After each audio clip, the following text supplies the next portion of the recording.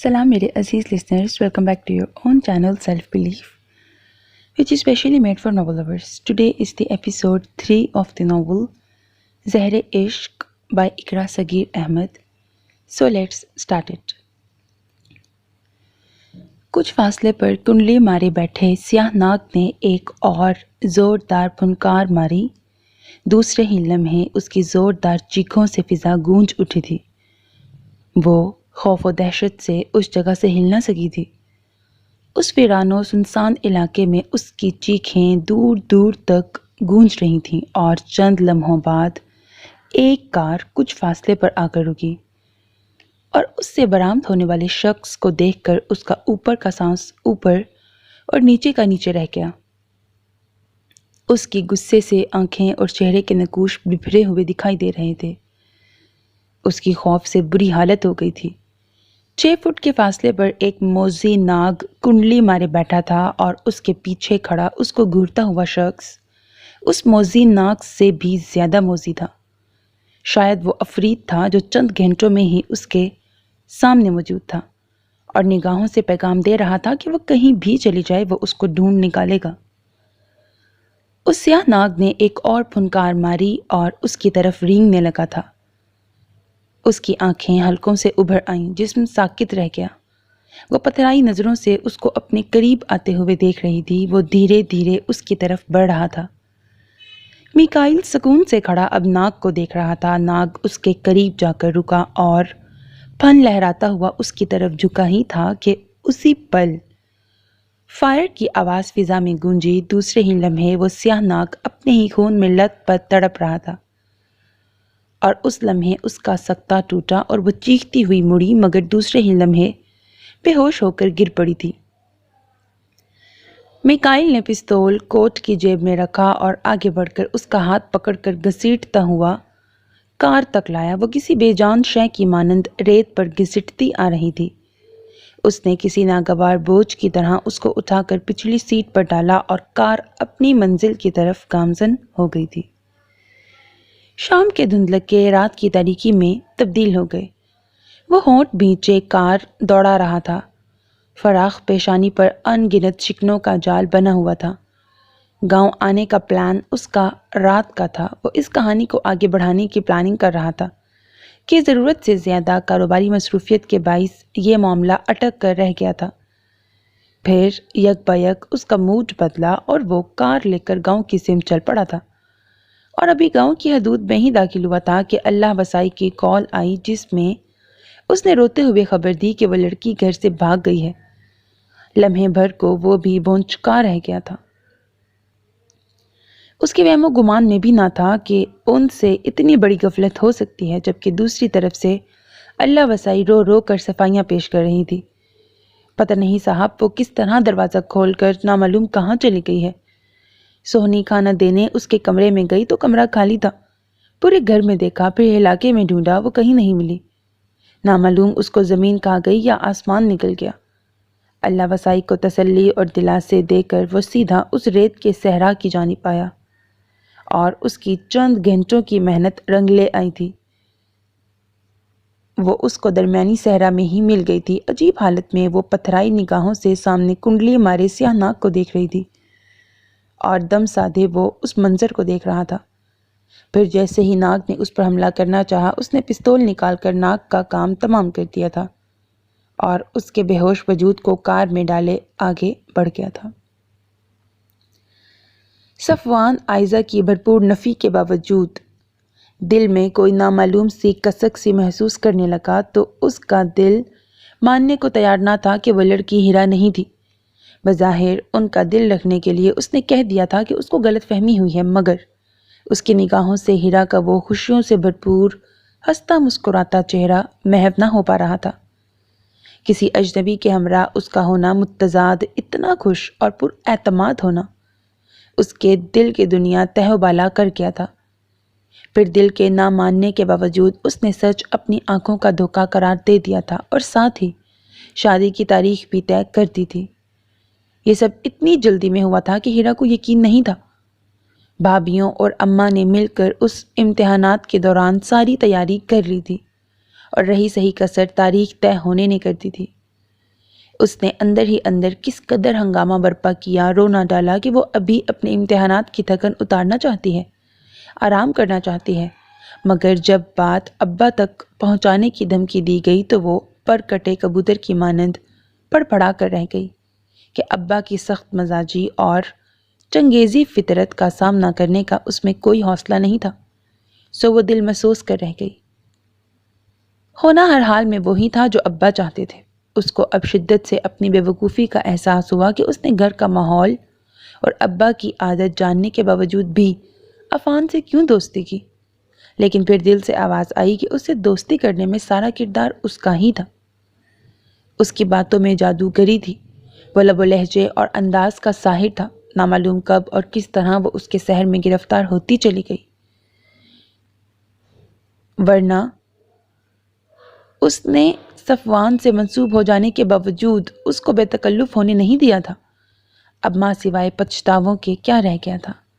اس نے عفان کو بھی کال کر کے ساری صورتحال بتا دی تھی اور اب کبھی نہ ملنے کا کہہ دیا تھا۔ عفان پر تو بجلی گر پڑی تھی، ایک توانا بھرپور جوان ہو کر وہ پھوٹ پھوٹ کر رو رہا تھا۔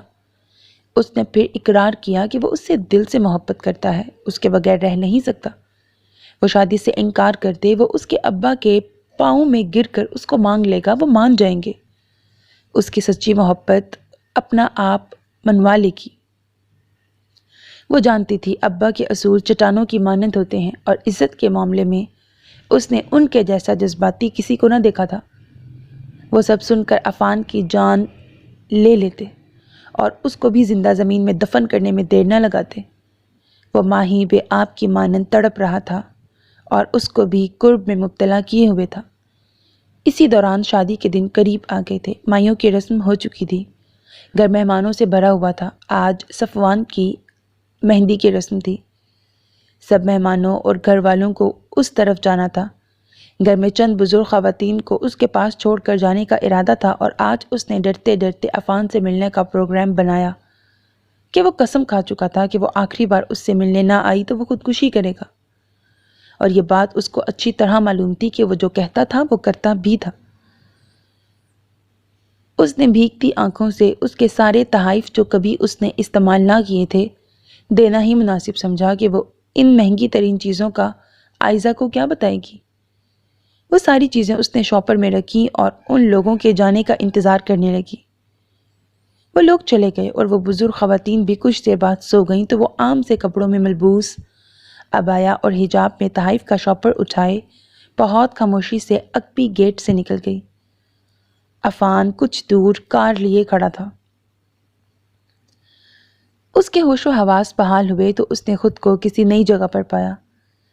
کئی لمحوں تک اس کے ذہن کی اسکرین پر وہ سب چلتا رہا تھا جس کٹھن وقت سے گزر کر وہ آئی تھی، ناک کا حملہ کرنا اور ناک سے بھی زیادہ خطرناک شخص کا وہاں آنا، فائر کرنا اور مرتے ہوئے ناک کو دیکھ کر اس کا بے ہوش ہونا۔ سب مناظر یکے بعد دیگرے اس کی نگاہوں میں گزرتے چلے گئے اور وہ اس خیال سے گھبرا کر اٹھ بیٹھی تھی کہ پھر اس کی قید میں وہ واپس آ گئی ہے۔ وہ خوف زدہ نظروں سے ادھر ادھر دیکھنے لگی۔ یہ ایک آرام دہ بیڈ روم تھا۔ کمرہ وائٹ اور بلو کمبینیشن سے آراستہ بہت خوبصورت تھا۔ کرٹن، بیڈ شیٹ اور صوفہ کم بیڈ جو سامنے ہی رکھا تھا وہ بھی گلابی اور نیلے شنیل کے کورز میں تھا۔ دیوار کی آئینہ بھی ایک طرف نصب تھا، ساتھ ہی کچھ فاصلے پر ہی دیوار کی الماریاں بنی ہوئی تھیں۔ کارنر پر آرٹیفیشل پھولوں اور پتوں کا گملہ رکھا ہوا تھا، دیواریں ماربل کی بنی ہوئی تھی، فرش پر کارپیٹ تھا۔ وہ آہستہ آہستہ کھڑی ہوئی اور پردے ہٹا کر دیکھا تو باہر شیشوں کے پار بہت بڑے بڑے درخت نمایاں تھے۔ سبزہ زرد اور ویران تھا۔ وہاں کی خاموشی اور سناٹا دیکھ کر لگتا تھا یہاں کوئی زی روح موجود نہیں ہے۔ بے حد خاموشی تھی۔ وہ خاموشی سے بیڈ پر آ کر بیٹھ گئی، سمجھ میں نہیں آ رہا تھا قسمت کیا کھیل کھیل رہی ہے۔ وہ نکل کر بھی نکل نہ سکی۔ نکاہت اس کو بے حد محسوس ہو رہی تھی۔ حلیہ گرد آلود ہو گیا تھا۔ وہ کمرے کے کونے میں بنے باتھ کی طرف بڑھ گئی۔ کچھ دیر بعد باہر آئی تو خاصی حد تک حلیہ درست ہو گیا تھا۔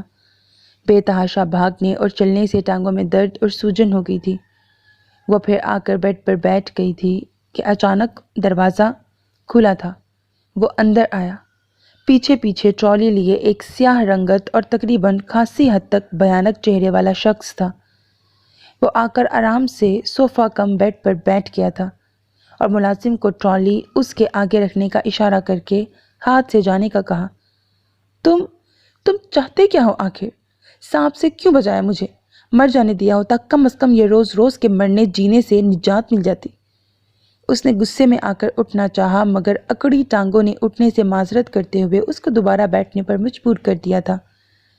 وہ صرف چیخ کر رہ گئی، میں کوئی بکواس سننا نہیں چاہتا، چپ چاپ ناشتہ کرو۔ اس کے لہجے میں مخصوص سرد مہری تھی۔ وہ سگریٹ سلگا رہا تھا۔ نہیں کھانا مجھے کچھ بھی، تمہارے ناشتے کی بھوک نہیں ہے مجھے۔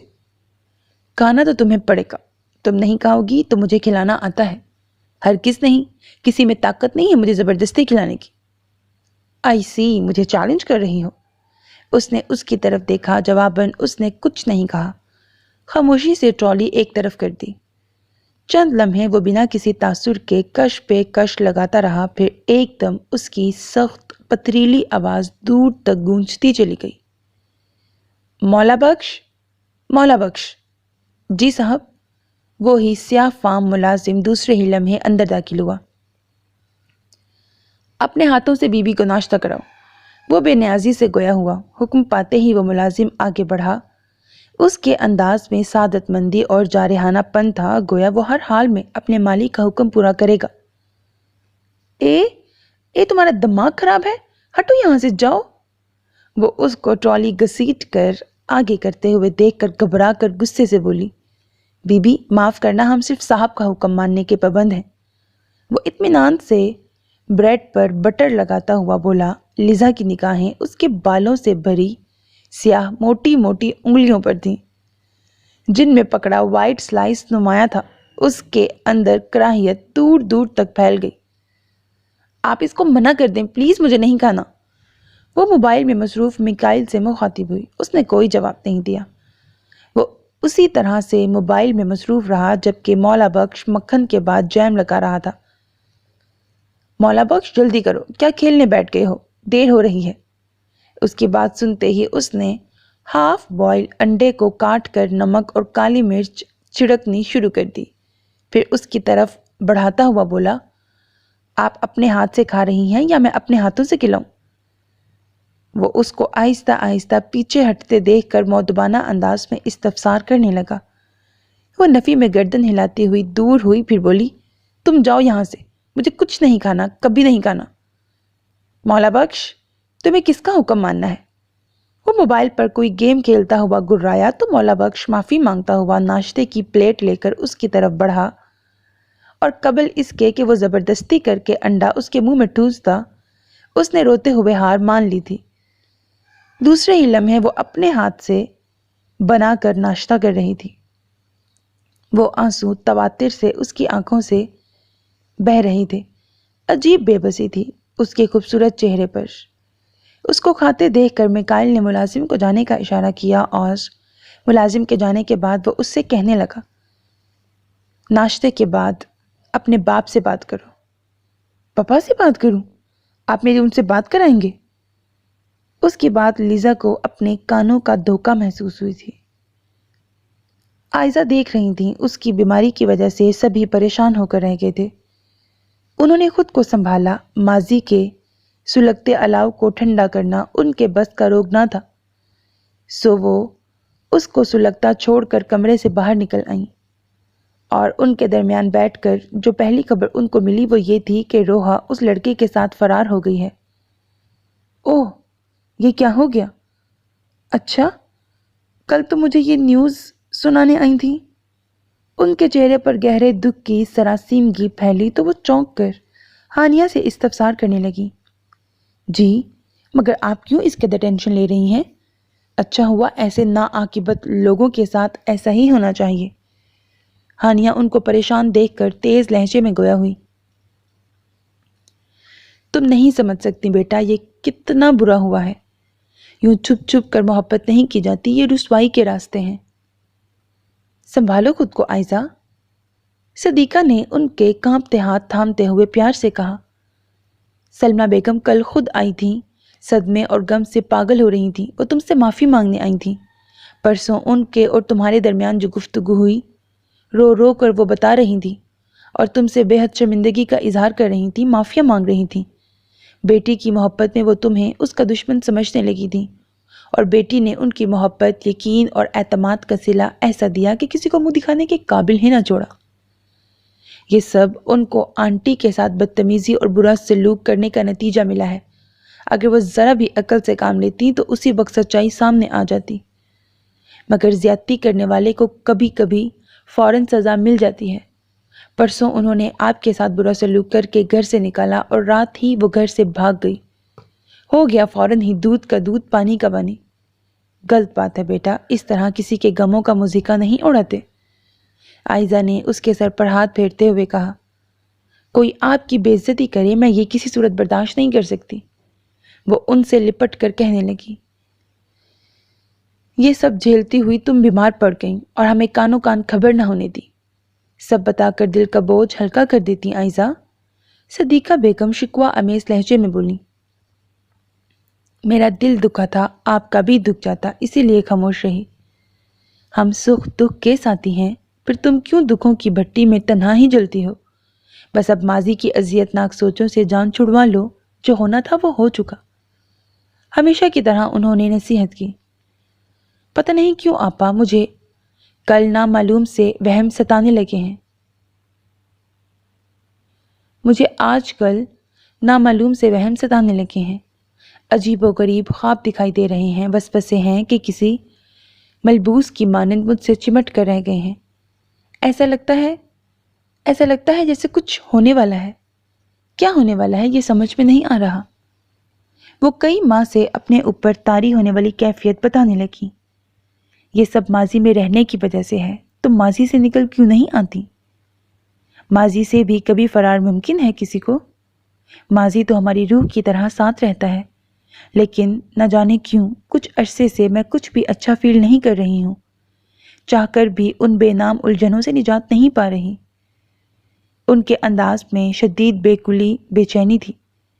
آنٹی، میں آپ کے لیے گرما گرم چائے اور سینڈوچ لائی ہوں، آپ سب بھول کر اس طرف متوجہ ہوں برائے مہربانی۔ ہانیہ ٹرے میں چائے کے مگ اور چکن سینڈوچ کی ٹرے ان کے درمیان میں رکھتے ہوئے شوخی سے گویا ہوئی، جزاک اللہ بیٹی، مجھے چائے کی طلب ہو رہی تھی۔ کیک بھی بیک کیا ہے، بس کچھ منٹس بعد تیار ہو جائے گا تو لے آؤں گی۔ چاکلیٹ کیک بنایا ہے آپ کی پسند کا۔ وہ دوبارہ کچن کی طرف جاتے ہوئے بولی۔ اس کے جانے کے بعد عائزہ نے گہرا سانس لے کر کہا، کتنا سمجھایا میکائل کو، ہانیہ سے بہترین بہو مجھے نہیں مل سکتی، مگر وہ تو یہی کہتا ہے کہ ہانیہ کو وہ سگی بہن سمجھتا ہے اور سمجھتا رہے گا۔ ٹھیک کہتا ہے، ہانیہ بھی اس کو موسیٰ کی طرح بھائی ہی سمجھتی ہے۔ تم فکر مت کرو، اس کے نصیب کی لڑکی بھی بہترین ہوگی۔ یہ آپ کہاں لے کر جا رہے ہیں مجھے؟ میں نے آپ سے کہا تھا کہ میں آپ کے گفٹس واپس کرنے اور آپ سے آخری ملاقات کرنے آئی ہوں۔ میرے پاس زیادہ ٹائم نہیں ہے۔ مہمان خواتین میں سے کوئی بھی جاگ گئی تو بھانڈا پھوٹ جائے گا۔ وہ اس کو کار آگے دوڑاتے دیکھ کر فکر مندی سے بولی، آپ کو سب کی فکر ہے، اگر نہیں ہے تو فقط میری نہیں۔ میں جانتا ہوں یہ آخری ملاقات ہے ہماری، اس کو میں یوں سڑکوں پہ تو ضائع نہیں کروں گا۔ گھر جا کر ہم آخری باتیں کریں گے جو میری زندگی کا سرمایہ ہوں گی۔ اس کے رنجیدہ لہجے میں نمی سی تھی۔ گھر پر نہیں، دیر ہو جائے گی، گھر والے بھی آ جائیں گے۔ اس پر ایک دم ہی بدحواسی سوار ہوئی اور ابا کا چہرہ یاد آ گیا۔ دیکھو، تم میری نہ بن سکی اور اس کا ملال مجھے عمر بھر رہے گا، لیکن میں تمہیں سڑکوں پر گھماتا رہوں یہ میری غیرت گوارا نہیں کرتی۔ تم ڈر کیوں رہی ہو؟ کیا تمہیں مجھ پر اعتبار نہیں ہے؟ اس کی کار اسی طرح رواں دواں تھی، البتہ لہجہ نڈھال اور غمزدہ تھا۔ اعتبار ہے، تبھی آئی ہوں، مگر گھر جانا مجھے مناسب نہیں لگ رہا۔ نہ جانے کیسی گھبراہٹ شروع ہو گئی ہے۔ پلیز واپس چلیں، مجھے بہت خوف محسوس ہو رہا ہے، میں واپس جانا چاہتی ہوں۔ یک لخت اس پر وحشت سی طاری ہونے لگی تو وہ سراسیمگی کی حالت میں بولی، صاف کہو مجھ پر اعتبار نہیں ہے، چلو چھوڑ آتا ہوں تمہیں، اس نے افسردہ لہجے میں کہتے ہوئے گاڑی واپسی کی راہ پر ڈالنی چاہی تو اس کی عجیب سی سبکی کا احساس ہوا اور اس نے کہہ دیا کہ وہ کچھ دیر کے لیے اس کے ساتھ گھر چلتی ہے کیونکہ اس کا فلیٹ نزدیک تھا۔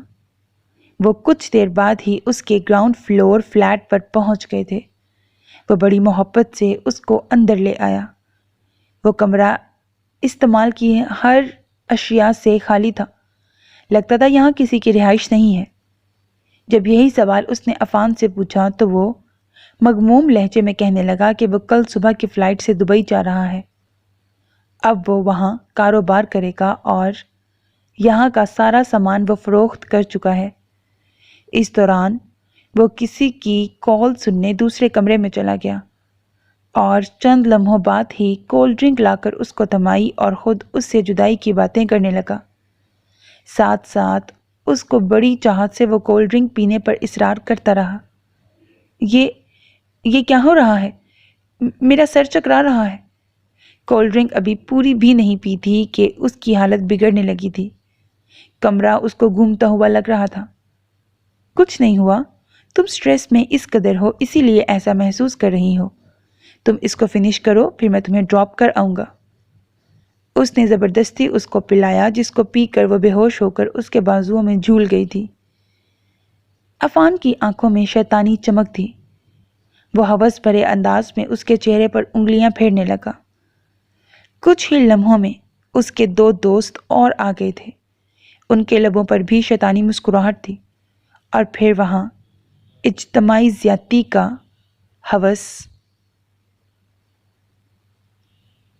ہوسناک کھیل شروع ہو گیا تھا۔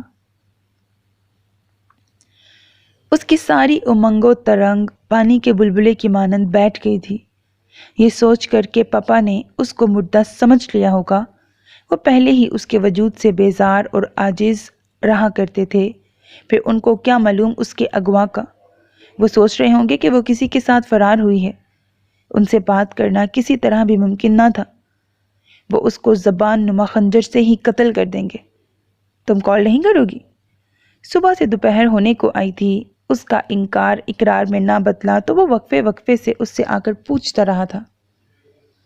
نہیں، میں اب گھر نہیں جاؤں گی۔ کس طرح اپنی بے گناہی ثابت کروں گی؟ کیا بتاؤں گی کہ میں اتنا عرصہ کہاں گزار کر آئی ہوں؟ کون یقین کرے گا میری بات کا؟ اس کے لہجے میں طنز کے ساتھ ساتھ دکھ بھی تھا۔ آپ مجھے کسی دارالامان میں بھجوا دیں، میری جگہ اب وہی ہے۔ میں نے تم سے مشورے نہیں مانگے، تمہاری جگہ کہاں ہے کہاں نہیں اس کی مجھے پرواہ نہیں۔ میں تم سے کہہ رہا ہوں اپنے باپ کو کال کرو اور اس سے میری بات کرواؤ ابھی اور اسی وقت۔ میں نے کہا نا میں بات نہیں کرواؤں گی، نہ تو کرواؤں گی نہ ہی کروں گی۔ وہ بھی اسی کی طرح غصے اور ہٹ دھرمی سے گویا ہوئی، مگر دوسرا لمحہ اس پر بھاری ثابت ہوا۔ میکائل کا بھاری ہاتھ اس کے دائیں گال پر پڑا اور ابھی وہ سنبھلتی کہ یکے بعد دیگرے کئی تھپڑوں سے اس کے دونوں گال لال ہو چکے تھے اور بے تحاشا وہ چیخنے لگی۔ میں صبح سے تمہیں موقع پر موقع دے رہا تھا کہ میں اس سٹیج پر آنا نہیں چاہتا تھا کہ عورت پر ہاتھ کمزور لوگ اٹھاتے ہیں، مگر تم اور تمہاری لٹائی نے ثابت کیا کہ مجھ جیسے مرد بھی یہ گھٹیا کام کرنے پر مجبور ہو جاتے ہیں۔ اور سنو، مرد کا ہاتھ اگر ایک بار اٹھ جائے تو پھر اٹھتا ہی رہتا ہے۔ اس کے لہجے میں دھمکی تھی۔ کوئی نمبر ڈائل کر کے اس نے سیل فون لیزا کی طرف بڑھایا۔ وہ سچ مچ اس کی مار سے ڈر گئی تھی۔ موبائل پر دوسری طرف کال ریسیو ہو گئی تھی۔ پاپا، وہ بری طرح روتے ہوئے پکار رہی تھی۔ تم زمانے سے لڑ نہیں سکتی۔ خیر، یہ راز آج کھول دیا۔ وہ اجازت کے جا رہا ہوں میں، تم نے باتوں میں زہر گھول دیا۔ اس کی کانپتی روندھی آواز کے جواب میں دوسری طرف تیز تیز سانسوں کی آوازوں کے علاوہ عجیب سا کچھ شور تھا، گویا کوئی بولنا چاہ رہا ہو اور اس کو بولنے نہ دیا جا رہا ہو۔ پاپا، پاپا، میں لیزا ہوں۔ کہہ کر وہ پھوٹ پھوٹ کر رونے لگی۔ لیزا؟ دوسری جانب بھونچال سا آ گیا تھا۔ آواز کا کروفر سختی پانی میں نمک کی مانند گھل چکی تھی۔ محسوس کی جانے والی لرزاہٹ، کپکپاہٹ اس کو حیران کر گئی تھی۔ لیزا، لیزا، کہاں ہو تم؟ یہ پور شور آواز شرجیل کی تھی۔ یقیناً اس نے باپ سے ریسیور لے کر تیز آواز میں پوچھا تھا۔ اچانک میکائل نے اس کے ہاتھ سے موبائل لے کر آف کر دیا۔ یہ کیا کیا ہے آپ نے؟ مجھے بات تو کرنے دیتے۔ وہ حیران پریشان سی اس کی طرف دیکھ کر گویا ہوئی۔ جتنی بات کرنی ضروری تھی کر لی، قابل رشک اطمینان سے کہا گیا۔ لیکن وہ سخت حیران ہوئی۔ وہ بات پوری کر بھی نہ پائی تھی کہ وہ وہاں سے چلا گیا۔ وہ دونوں ہاتھوں سے سر پکڑ کر رونے لگی۔ سمجھ میں نہیں آ رہا تھا وہ کون تھا اور کیوں یہ سب کر رہا تھا۔ ابھی جو ہوا اس کا کیا مقصد تھا؟ سوال در سوال ذہن کے پردے پر ابھر رہے تھے، جن کے جواب سے وہ نابلد تھی۔ وہ اپنا کام کر کے جا چکا تھا اور وہ دوہرے قرب میں مبتلا ہو گئی تھی۔ رات دھیرے دھیرے بیت رہی تھی۔ اس کی سماعتوں میں باپ کی لرزتی، کانپتی، بے ربط آواز، ٹوٹا بکھرا بے دم لہجہ گونج رہا تھا۔ لیزا؟ وہ آواز اس کے پاپا کی تو نہ تھی۔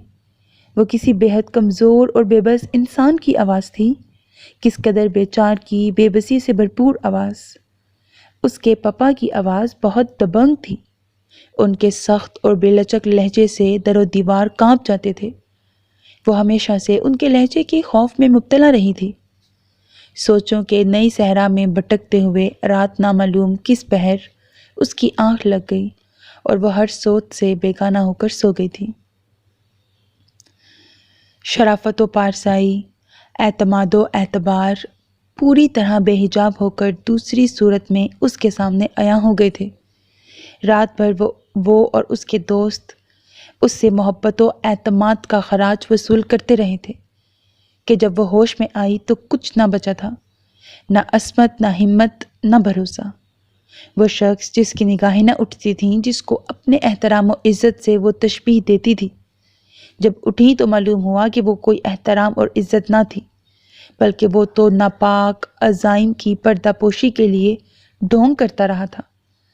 اگر ایک بار اس کی غلیظ نگاہیں اٹھ جاتی تو وہ اپنا سایہ بھی اس شخص سے چھپا کر رکھتی۔ کاش وہ صبح اس کو نیم مردہ حالت میں چھوڑ کر چلے گئے تھے۔ سارا دن اس نے نیم بے ہوشی اور تکلیف میں گزارا تھا۔ اب دن ڈھل رہا تھا۔ شام کے گہرے سائے مزید گہرے ہو کر کھلے دروازے سے ڈھلتی شام کے سرمئی اندھیرے کمرے میں داخل ہونے لگے، لیکن کوئی ذی روح یہاں آ کر نہ بھٹکا تھا۔ شام کے بعد رات نے ابھی پڑاؤ ڈالا ہی تھا کہ دور سے کسی کے آنے کی آہٹ پیدا ہوئی تھی۔ لمحہ بلمحہ قدموں کی آہٹیں قریب آتی گئیں۔ کوئی کمرے میں داخل ہوا اور دوسرے ہی لمحے ایک ہلکی نسوانی چیخ وہاں گونجی۔ او مائی گاڈ، کون ہو تم؟ وہ کوئی عورت تھی جو اس کی ابتر حالت دیکھ کر حیرت سے چیخی تھی اور دوسرے ہی لمحے اس پر جھکی ہوئی استفسار کر رہی تھی۔ اس لمحے وہ ہوش و حواس سے بیگانہ ہو گئی تھی۔ جب اس کی آنکھ کھلی تو اس نے خود کو ہسپتال کے انتہائی نگہداشت وارڈ میں پایا تھا۔ شکر ہے اللہ کا تمہیں ہوش تو آیا۔ وہاں موجود نرس نے باہر جا کر اطلاع دی تو ایک باوقار خاتون نے محبت سے آ کر اس سے کہا، کون ہو بیٹا تم وہاں تک کیسے پہنچی؟ وہ ایک زیر تعمیر عمارت ہے جہاں ابھی لوگوں نے رہائش بھی اختیار نہیں کی۔ ایک ہفتے سے وہاں پر کنسٹرکشن کا کام بھی رکا ہوا ہے، پھر تم وہاں اس حالت میں؟ اس کو بری طرح روتے دیکھ کر وہ کچھ توقف کے بعد گویا ہوئی۔ میں نے وہاں سے گزرتے ہوئے تمہاری درد بھری سسکیاں سنی تھیں اور جب وہاں تمہیں اس حالت میں دیکھا تو میں ڈر گئی تھی۔ تم بے ہوش ہو گئیں، میرے بھائی پولیس میں ہیں، ان کی مدد سے تم یہاں تک آئی ہو۔ اب بتاؤ مجھے کہ تمہیں کون اغوا کر کے لایا تھا؟ کون لوگ تھے جنہوں نے تمہاری یہ حالت کی؟ تمہاری حالت دیکھ کر نہیں لگتا ہے کہ تم اپنی مرضی سے ان درندوں کے ساتھ آئی ہوگی۔ ان کے لہجے میں دکھ اور ہمدردی تھی۔ وہ بڑی اپنائیت سے اس کے آنسو صاف کرتے ہوئے پوچھ رہی تھی۔ ہیرا کے آنسو اور شدت سے بہنے لگے۔ گزرا ہوا وقت لمحہ لمحہ اس کی بصارتوں میں گھومتا پھر رہا تھا اور وہ خود سے ہی نگاہیں نہیں ملا پا رہی تھی کہ اب بچا ہی کیا تھا کہ ایک رات نے عرش سے فرش پر لا پٹکا تھا۔ بولو، کچھ تو کہو بیٹی، بھائی جان آتے ہوں گے، وہ تمہارا بیان لیں گے۔ یہ پولیس کیس بن چکا ہے، تمہیں ان مجرموں کا نام بتانا ہوگا۔ نہیں، میں کوئی بیان دینا نہیں چاہتی، وہ کمزور لہجے میں بولی۔ دیکھو بیٹی، ڈاکٹرز نے تمہاری طرف سے کوئی حوصلہ افزائی نہیں کی ہے، تمہاری زندگی ابھی خطرے میں ہے۔ تم ان لوگوں کو کیوں بچانا چاہ رہی ہو جنہوں نے تمہیں موت کے منہ تک پہنچا دیا؟ مجھے مر جانا ہی چاہیے۔ مجھ جیسی لڑکیوں کو زندہ رہنے کا کوئی حق نہیں، جو اپنوں کے اعتبار کا خون کر کے غیروں پر اعتبار کرتی ہیں، جو خاندان کی عزت کو ذلت میں بدلنے کا باعث ہوتی ہیں، جو باپ کے اٹھے سر اور بھائیوں کی نگاہوں کو جھکا دیتی ہیں۔ بولتے ہوئے اس کی حالت بگڑنے لگی تھی، پھر وہ بے ہوش ہو گئی تھی۔ جب وہ ہوش میں آئی تو حالت پہلے سے زیادہ بگڑ گئی تھی۔ بہترین علاج معالجے کے باوجود بھی وہ موت کی سمت تیزی سے بڑھ رہی تھی۔ دراصل وجہ اس کے ندامت اور پچھتاووں سے لبریز وہ احساسات تھے جو اس کو کسی پل سکون نہیں لینے دے رہے تھے۔ کس طرح گھر والوں کو وہ کانٹوں میں گرا چھوڑ آئی تھی۔ مائیوں کی رات واپسی پر اس کو گھر میں نہ پا کر کیا گزری ہوگی ان سب پر۔ زندگی سے زیادہ عزت کو اہمیت دینے والے ابا نے کس طرح سب کا سامنا کیا ہوگا۔ بھائی اور اماں تو کسی سے نظریں نہیں ملا پا رہے ہوں گے، اور آئزہ آپی کا کیا بنا ہوگا۔ یہ شاید اماں کی آہ تھی یا ابا کی بد دعا، جو چند گھنٹوں میں ہی عفان اپنے دوستوں کے ساتھ اس کا استعمال کسی ٹیشو پیپر کی طرح کر کے پھینک گیا تھا۔ کل کے واقعے کے بعد سے وہ اس قدر ڈر گئی تھی کہ کھانا خاموشی سے زہر مار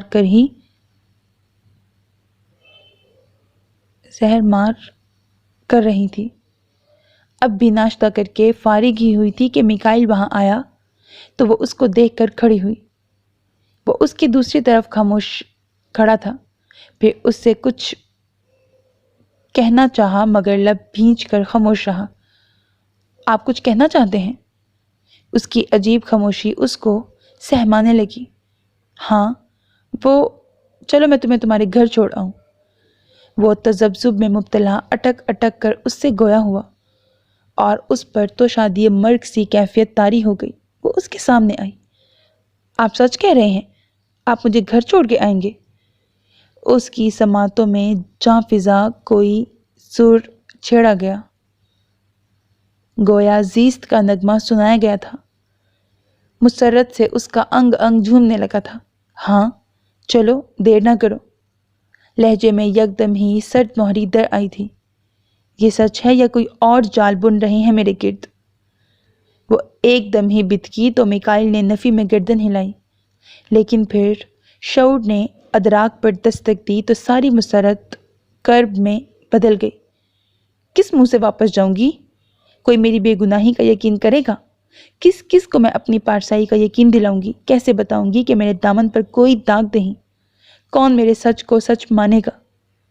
ایک کے بعد ایک چہرہ اس کی نگاہوں میں آنے لگا۔ اس کی سانپوں کی طرح پھنکارتی زبانیں اس کو اپنا بدن گھائل کرتی محسوس ہو رہی تھیں۔ وہ یکلخت چیختے ہوئے گویا ہوئی۔ کم آن، دیر ہو رہی ہے۔ وہ اس کی بات سنی انسنی کر کے آگے بڑھا اور وہ مرے مرے قدموں سے اس کے پیچھے چل دی۔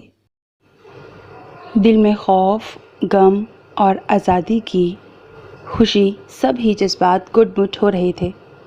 وہ گاڑی کی پچھلی سیٹ پر دروازے کے قریب سمٹی ہو کر بیٹھی ہوئی تھی۔ میکائل کی پیشانی پر سلوٹیں تھیں۔ وہ کسی گہری سوچ میں مستغرق دکھائی دے رہا تھا اور اسی دوران ہی بے خیالی میں کئی بار سوچوں میں ڈوبی نگاہیں لیزا کے چہرے پر پڑی تھیں۔ وہ اس سے کچھ کہنا چاہ رہا تھا مگر اس کی زبان ساتھ نہیں دے پا رہی تھی۔ وہ گم سم سی کھڑکی سے باہر دیکھتے ہوئے ارد گرد سے بالکل بیگانہ لگ رہی تھی۔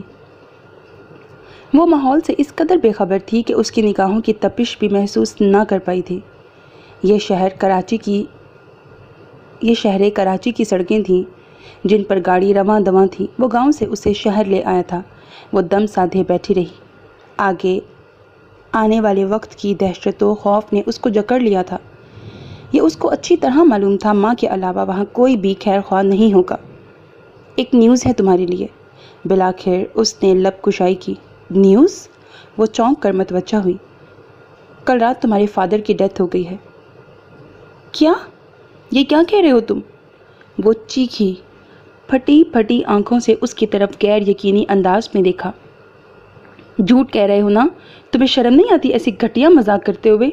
کسی بیٹی سے ایسے کہا جاتا ہے کیا؟ وہ ہذیانی انداز میں چیخ رہی تھی۔ نہ میں جھوٹ کہہ رہا ہوں، نہ مذاق کرنے کی عادت ہے میری۔ تمہیں اس لیے بتا رہا ہوں تاکہ تم وہاں کی سچویشن کو فیس کرنے کے لیے خود کو تیار کر لو، اس نے بے حد پرسکون لہجے میں کہا۔ وہ کچھ نہ کہہ پائی اور بری طرح دھڑکتے دل کے ساتھ بیٹھی کی بیٹھی رہ گئی۔ یہ کیا کہہ دیا تھا اس نے؟ اس کے پاپا اس دنیا میں نہیں رہے تھے۔ رات میں ان کی ڈیتھ ہو گئی تھی۔ رات میں تو اس نے ان سے بات کی تھی، لیکن وہ بات تو نہ تھی۔ اس کی آواز سن کر جو ان کے منہ سے کراہ نکلی تھی، کیا وہی ان کی آخری ہچکی ثابت ہوئی تھی؟ یہ خیال اس کا درست ثابت ہوا تھا۔ میکائل اس کو بنگلے کی عقبی گلی میں چھوڑ کر چلا گیا تھا، بالکل اسی طرح سے جس طرح کوئی ڈرائیور مسافر کو سٹاپ پر چھوڑ کر بیگانگی سے چلا جاتا ہے۔ وہ روتی اور دھڑکتے دل کے ہمراہ دوپٹے کا نقاب کیے اندر داخل ہوئی۔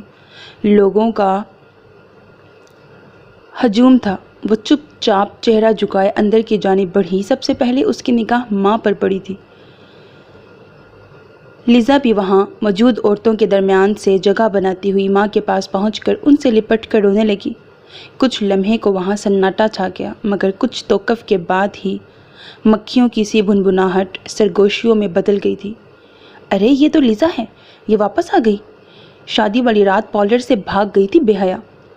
فراز صاحب کو اس بے شرم کا ہی صدمہ لے ڈوبا۔ اسی رات تو ان کو فالج کا اٹیک ہوا اور وہ پیرالائز ہو گئے تھے۔ چیم گویاں جاری تھیں۔ 2 ماہ اس تکلیف میں گزارے تھے انہوں نے۔ اس دوران بھی بیٹی کو یاد کر کے روتے رہے تھے۔ ایسی بیٹیوں کو پیدا ہوتے ہی مر جانا چاہیے۔ دیکھو کس طرح بے غیرت منہ اٹھا کر چلی آئی ہے۔ گھر والوں کو اس کی واپسی کی امید ہی نہیں ہوگی جو رات کو ہی فراز صاحب کو سپرد خاک کر دیا تھا، اور یہ باپ کے آخری دیدار سے بھی محروم رہ گئی۔ خواتین کی سرگوشیاں قدرے بلند ہو گئی تھیں۔ سفیر کی والدہ بڑے غیظ و غضب کے عالم میں داخل ہوئیں اور آتے ہی انہوں نے ماں سے لپٹی لیزا کی چوٹی پکڑ کر اٹھایا اور اس کے رخساروں پر تھپڑوں کی برسات کر دی۔ بدذات، تیری ہمت کیسے ہوئی یہاں آنے کی؟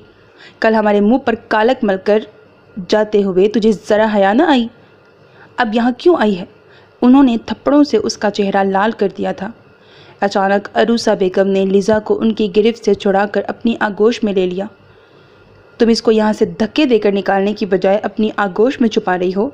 تم یہ کیوں بھول رہی ہو کہ فراز اس بے حیا اور نمک حرام کا دکھ لے کر اس دنیا سے گئے ہیں، اور اس کی وجہ سے ہماری کتنی بے عزتی ہوئی ہے؟ کسی کو منہ دکھانے کے قابل نہیں چھوڑا اس گھٹیا لڑکی نے۔ خدارا چپ ہو جائیں بھابھی، یہ موقع ایسی باتوں کا نہیں ہے۔ عروسہ اور لیزا پہلے ہی ان عورتوں کی تیر نما باتوں سے گھائل ہو رہی تھیں۔ رہی صحیح کسر انہوں نے پوری کر دی تھی۔ وہ اسے لیے اس کے کمرے میں آئیں اور دروازہ بند کرتے ہی انہوں نے اس کی پیشانی چوم کر اس کو بھرپور چاہت سے گلے لگا لیا تھا اور شدت سے رو دی تھی۔ مما، میں خود نہیں گئی تھی، کڈنیپ کیا گیا تھا مجھے۔ وہ پتہ ہے، ہمیں سب پتہ ہے۔ وہ اس کے ساتھ بیڈ پر بیٹھ گئی۔ پتہ ہے؟ کس طرح؟ کس نے بتایا؟ وہ سخت حیران ہوئی۔ اس لڑکے میکائل نے رات ہی فون کر کے سب بتا دیا تھا۔ میکائل؟ مجھے تو اس خبیث شخص کا نام تک معلوم نہیں، مگر اس نے یہ سب کچھ کیوں کیا؟ وہ کیا چاہتا تھا؟ کیا پاپا کی ڈیتھ کی وجہ میں ہوں؟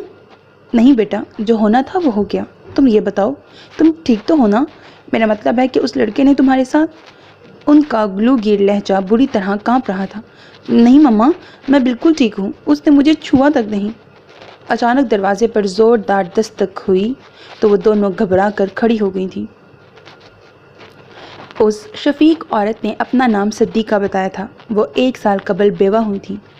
वो अपने 2 साला बेटे मूसा और चंद माह की बेटी हानिया के साथ अपने भाई के हमरा रहती थी। उनके भाई ने शादी नहीं की थी। सिद्दीक़ा बेगम को हिरा से दिली हमदर्दी महसूस हो रही थी। वो चेहरे से ही किसी अच्छे ख़ानदान की लग रही थी। ज़िंदगी बर्बाद होने के बाद उसमें गोया ज़िंदा रहने की चाह ही नहीं रही थी। उनके एतमाद और मोहब्बत ने बिलाखिर उसको लब खोलने पर मजबूर कर दिया था और वो सब कुछ बताती चली गई। ओ गॉड, क्यों होता है ऐसा? घर वालों की भरपूर मोहब्बत और एतमाद पाकर भी तुम लड़कियां उन भंवरों की मानंद खसलत रखने वाले मर्दों की झूठी मोहब्बत पर किस तरह यकीन कर लेती हो? छिपकली को तन्हाई में देखकर डर जाने वाली लड़की किस तरह तन्हाई में किसी गैर महरम से मुलाकात करती है? हमारे माशरे से महरम व नामहरम की तमीज़ मिट गई है। वो उसकी दास्ताने अलम सुनकर दुख भरे लहजे में तासुफ से गोया हूँ। कुछ मर्द औरतों का इस्तेहसाल करते हैं, मगर कुछ औरतें भी इस इस्तेहसाल में जाने अनजाने में शामिल हो जाती हैं। नामहरम रिश्ते कभी भी काबिले एतमाद नहीं होते हैं। ये बात लड़कियों को जहन नशीन रखनी चाहिए। आंटी, आपने मेरी इतनी मदद की है, थोड़ी मदद और कर दें। वो उनका हाथ पकड़कर इल्तिजाया लहजे में गोया हुई, और जो मदद उसने मांगी थी सुनकर सिद्दीक़ा भी हक्का बक्का रह गई थी।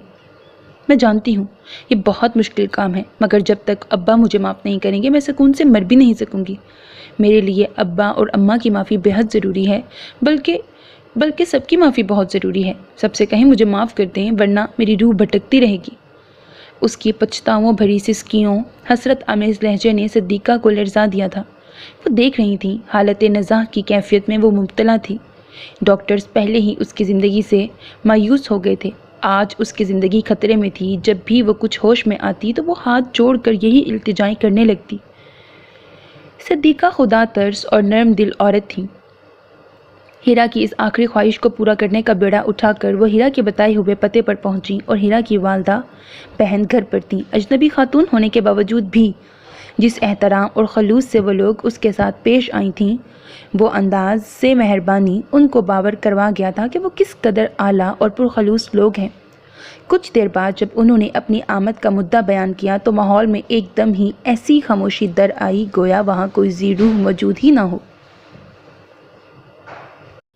अल्लाह के वास्ते हीरा को माफ़ कर दीजिए, वो बहुत मुश्किल में है। उसकी मौत को आप लोगों की खामोशी मज़ीद तकलीफ़ दे बना रही है।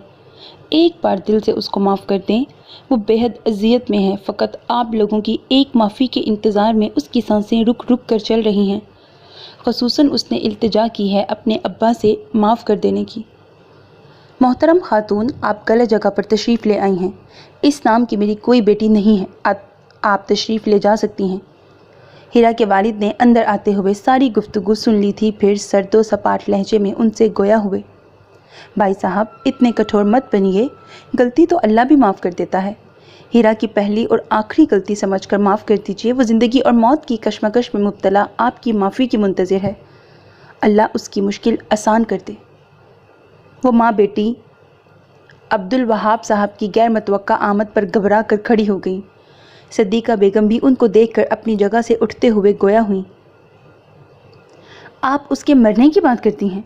हकीकत में वो उसी दिन मर गई थी जब उसने हमारी इज्जत की परवाह ना करते हुए बेहयाई की हद कर दी थी।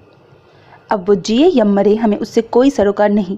हमारे लिए वो मर चुकी है और मुर्दे कभी ज़िंदा नहीं हुआ करते। अल्लाह के वास्ते इतने सख्त दिल ना बनिए। मेरी बच्ची मर रही है, एक नज़र। हीरा की माँ बोली, खामोश रहो तुम जैसी माएँ इस माशरे को दागदार कर रही हैं, जो पहले अपनी आंखें बंद रखती हैं और अगर जो खुल जाएं तो बेटियों के ऐब पर पर्दा डालती हैं।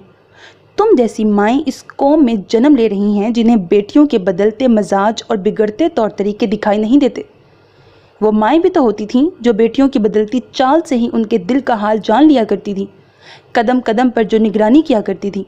अगर तुम्हें जाना है तो जाओ, मगर याद रखो तुम इस घर से नहीं, मेरी ज़िंदगी से निकल जाओगी। उस बेहया से ताल्लुक़ जो रखेगा, मेरा उससे कोई ताल्लुक़ नहीं होगा। अब्दुल वहाब साहब के लबो लहजे में जाहो जलाल था, चट्टानों की मानंद ठोस लहजा।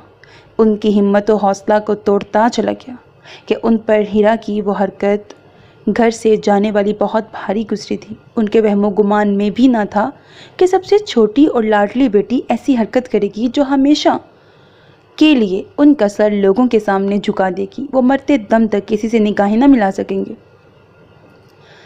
صدیقہ ان کو قائل نہ کر سکی اور نامراد واپس آ گئیں۔ ہیرا کی کھلی آنکھیں مرنے کے بعد بھی دروازے پر ہی ٹکی ہوئی تھیں۔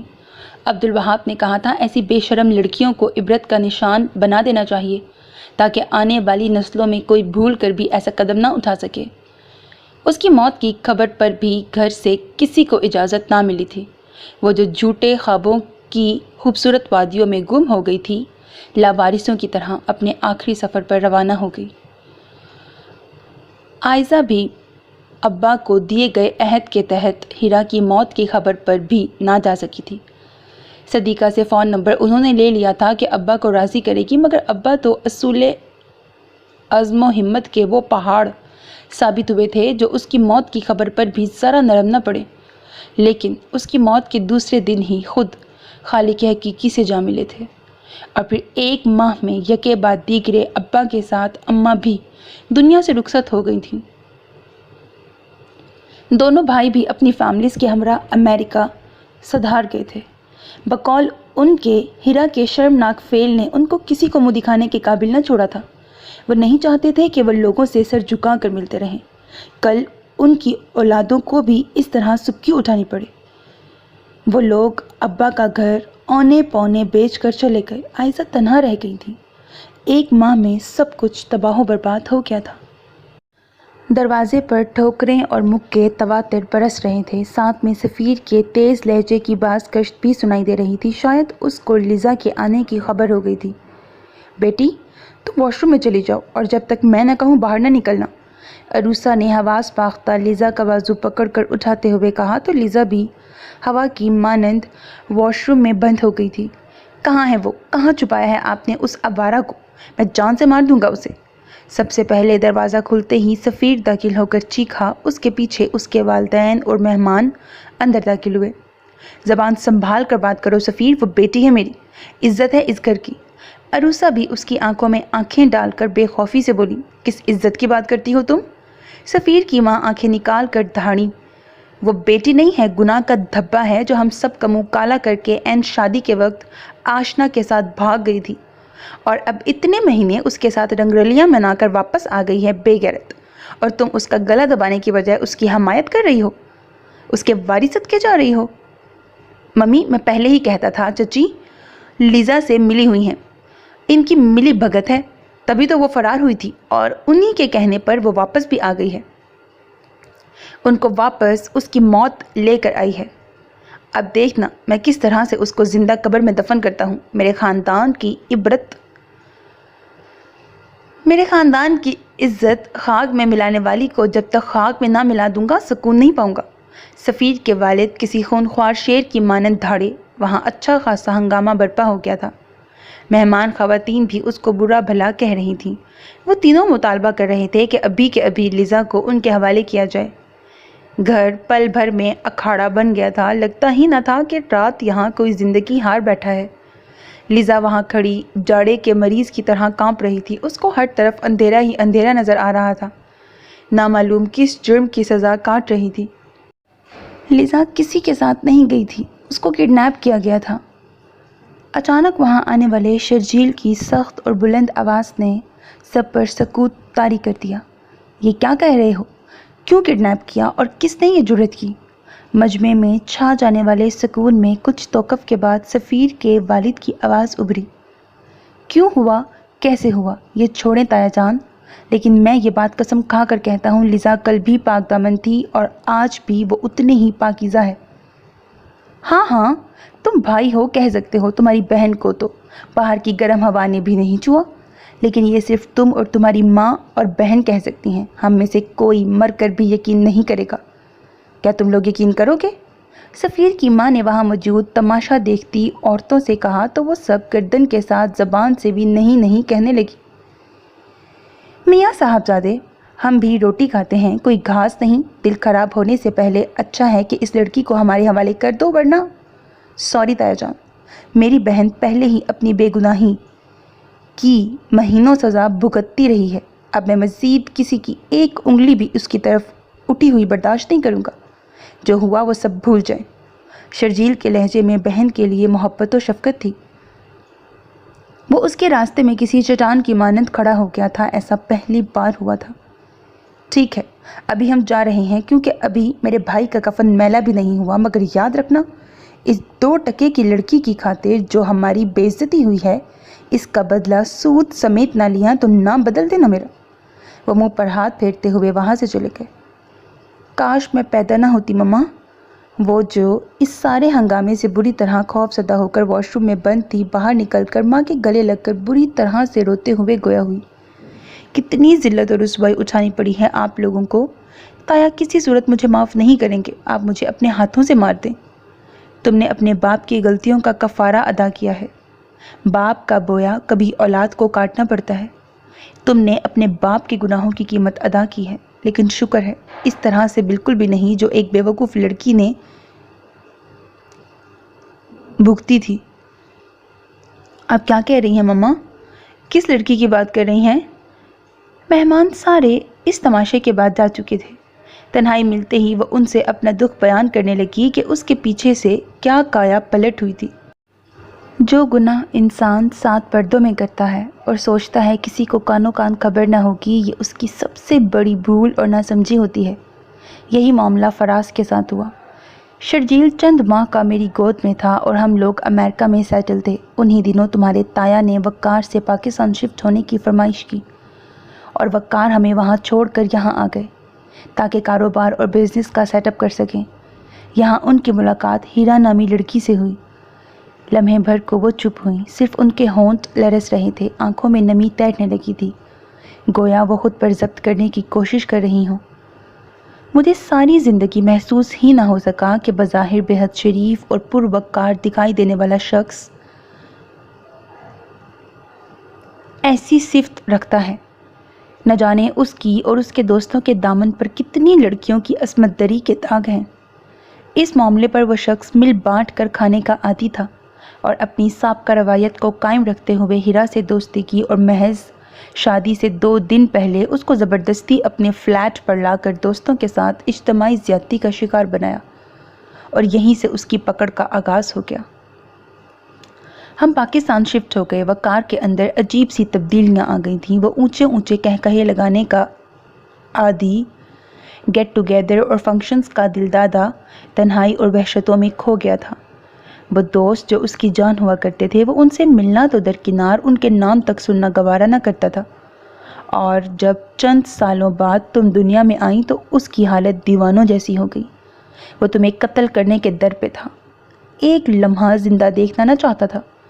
वो ज़ारों की तार रोती हुई लिज़ा के सर पर हाथ रखती हुई बोली, जानती हूँ वो तुम्हारी पैदाइश से पहले बेटी पैदा न होने की दुआएं क्यों मांगता था। उसको खौफ था मकाफात अमल का। उसको खौफ था अपने गुनाहों के समर का। इसी खौफ में उसने बेटी से बेहद मोहब्बत करते हुए भी इजहार न किया और इसी खौफ में मर गया। सालों की मुसाफत आज तमाम हुई थी। वो लिज़ा को छोड़कर सीधा घर आया था। वक़ार अफ़ान की मौत ने उसका काम आसान कर दिया था, वरना उसका प्रोग्राम तो उसको तड़पा तड़पा कर मारने का था। मगर वो जो कई हफ्तों से इस्तरार में मुब्तला था, बेटी की एक कॉल पर वो निढाल हो गया था। और जब उसने कॉल करके अपना तारुफ कराया था हीरा के हवाले से और बताया था कि उसको आईना दिखाने के लिए ये सब किया है, मगर चाहकर भी वो उसकी तरह पस्ती में गिर न सका था। उसकी इज्जत उसी तरह महफूज थी। नामालूम गुनाहों का बोझ था या एहसास शर्मिंदगी और नदामत की मार कि वो फिर जिंदा न रह पाया था। उसकी मौत की खबर शर्जील ने उस नंबर पर दी थी जिससे उसने कॉल की थी और साथ ही दरख्वास्त की थी कि लिज़ा को वो घर वापस छोड़ जाए। उसके असल मुजरिम को सज़ा मिल चुकी है। लिज़ा को वहाँ अब रखने का कोई जवाज़ नहीं। उसने सुबह होते ही लिज़ा को वहाँ छोड़ा और अपने कमरे में आकर पुरसुकून होकर सोना चाहता था। सो तो गया था, मगर बेदार होने के बाद भी वो ताज़गी और फरहत महसूस न हुई थी जिसकी वो तवक्को कर रहा था। ایک عجیب سا بوجھ وہ اپنے اعصاب پر محسوس کر رہا تھا، جس کی وجہ بظاہر تو دکھائی نہ دے رہی تھی، مگر پھر بھی کچھ تھا جو دل کو بوجھل کر رہا تھا۔ وہ فریش ہو کر گھر والوں کے ہمراہ بیٹھ گیا اور گھر والوں کی سنگت میں بیٹھ کر خوشگوار باتوں میں دل کا بوجھ کسی حد تک کم ہو گیا تھا۔ موسیٰ سے ملاقات رات کے کھانے پر ہوئی تھی۔ سب سے چھپ کر اس نے وکٹری کا نشان بنایا، مگر جواب میں اس کا رد عمل دیکھ کر بھونچکا کر رہ گیا تھا۔ آج تو تمہاری فتح کا دن ہے، سالوں پرانا مشن کامیاب ہوا ہے اور تم ہو کہ اس طرح منہ لٹکا کر بیٹھے ہوئے ہو، گویا تمہیں شکست ہوئی ہے، سرنڈر کر دیا ہو تم نے۔ وہ موقع دیکھتے ہی اس کے پیچھے چلا آیا اور حیرت سے استفسار کیا، ٹھیک کہہ رہے ہو تم؟ جس حسرت و خواہش کو پانے کے لیے زندگی بھر جستجو میں لگا رہا، وہ پایا تکمیل کو پہنچی تو دل پہ ایک انجانا بوجھ آ گرا ہے۔ مجھے معلوم نہ تھا وہ شخص اتنا کمزور اور بزدل ہوگا کہ ایک کال بھی برداشت نہ کر پائے گا اور زندگی ہار جائے گا۔ وہ اس کے روبرو بیٹھتا ہوا گویا ہوا۔ کل تک وہ اس آس میں زندہ تھا کہ بیٹی کی کوئی خبر ملے، اور جب اس کو خبر مل گئی کہ اس کی بیٹی خیریت سے ہے، شاید اپنے کردار کی بدسورتی نے اس سے جینے کی امنگ چھین لی تھی اور وہ مر گیا۔ ایسے لوگوں کا یہی انجام ہوتا ہے۔ میں نے اس وقت سے اپنے گھر کی جنت کو جہنم بنتے دیکھا تھا، تب مجھے یہ ادراک بھی نہ تھا کہ خوشی و غم کیا بلا ہیں۔ باشعور میں وقت سے پہلے ہی ہو گیا تھا، یا مجھ جیسے بچے بچپن میں ہی بلوغت کو پہنچ جاتے ہیں جب وہ ماں کو بے قصور ہوتے ہوئے بھی سزا پاتے دیکھتے ہیں، اور باپ بازاری عورتیں گھر لا کر بھی اپنی شرافت و حمیت کے قصیدے گنگناتا ہے، جہاں بات بات پر بہن کے چال چلن کے تانے دیے جاتے ہوں۔ میں نے ماں کو مار کھا کر بھی صابر پایا تھا، اور جب وہ تنہائی میں گھٹ گھٹ کر روتی تھی تو میرا دل کرتا تھا میں ساری دنیا کو آگ لگا دوں، ایک ایک شے کو بھسم کر دوں، مگر میری ماں کی صورت ہمیشہ میرا راستہ روک لیا کرتی تھی۔ اس کے اندر دبی آگ چہرے اور آنکھوں سے ظاہر ہو رہی تھی۔ چچا اور ڈیڈی کے ہر وقت کے تانوں سے میں پوری کہانی سے بخوبی واقف ہو گیا تھا، اور تب ہی میں نے قسم کھائی تھی کہ میں اس شخص کو معاف نہیں کروں گا، اور پھر سب تمہارے سامنے ہی ہے۔ آج پہنچ گیا اپنے انجام کو کہ بیٹی سے نگاہیں ملا کر بھی نہ جا سکا۔ ایک دم ہلکے سے کچھ گرنے کی آواز آئی۔ انہوں نے پلٹ کر دیکھا تو گھبرا کر اٹھے۔ عائزہ بیگم نہ جانے کب سے کھڑی پردے کے پیچھے سے ان کی گفتگو سن رہی تھیں۔ اچانک وہ تیورا کر گریں اور بے ہوش ہو گئی تھیں۔ اس نے فوراً ان کو اٹھا کر بیڈ پر لٹایا۔ صدیقہ اور ہانیہ بھی وہاں آ گئی تھیں۔ صدیقہ پانی ان کے چہرے پر چھڑک کر ہوش میں لائیں۔ پہلے چند لمحے وہ بے سود پڑی رہیں، پھر وہ ایک دم ہی اٹھیں اور میکائل کی طرف دیکھ کر سخت لہجے میں بولیں، یہ کیا کیا تم نے؟ میری عمر بھر کی ریاضت مٹی میں ملا دی۔ سزا و جزا کا فیصلہ کرنے والے تم ہوتے کون ہو؟ کس کی اجازت سے تم نے یہ سب کیا؟ وہ سبھی ششدر رہ گئے۔ عائزہ کے اس قدر سخت اور جذباتی رد عمل کا تو میکائل کو بھی گمان نہ تھا کہ وہ فوراً ہی اس سب سے واقف ہو جائیں گی اور اس طرح اجنبی اور بدظن ہو کر اس سے مخاطب ہوں گی۔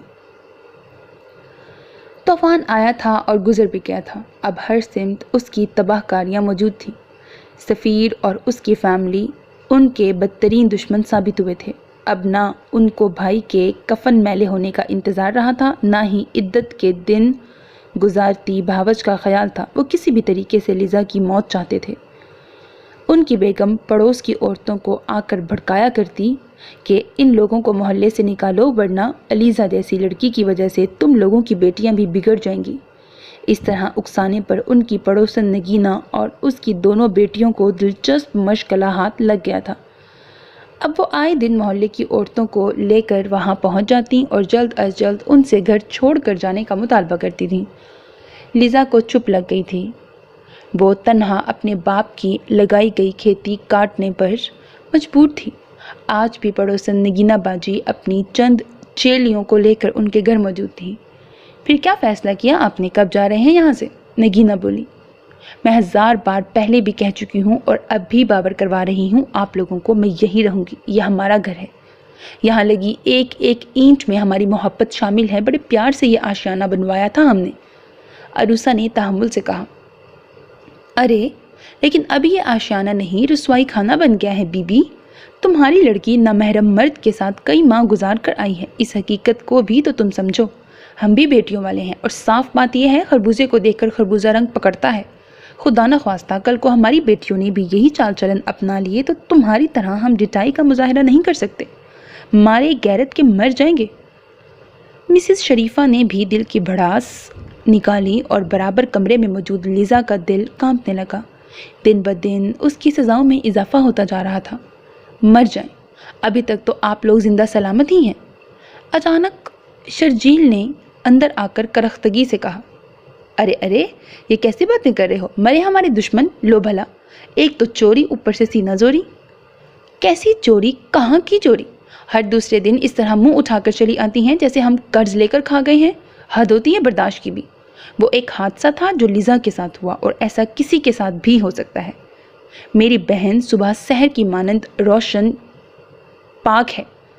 शर्जील ने उनकी बात कता करके झुल्लाए हुए लहजे में कहा, तुम इसकी पाकी पर भरोसा कर सकते हो, हम नहीं कर सकते।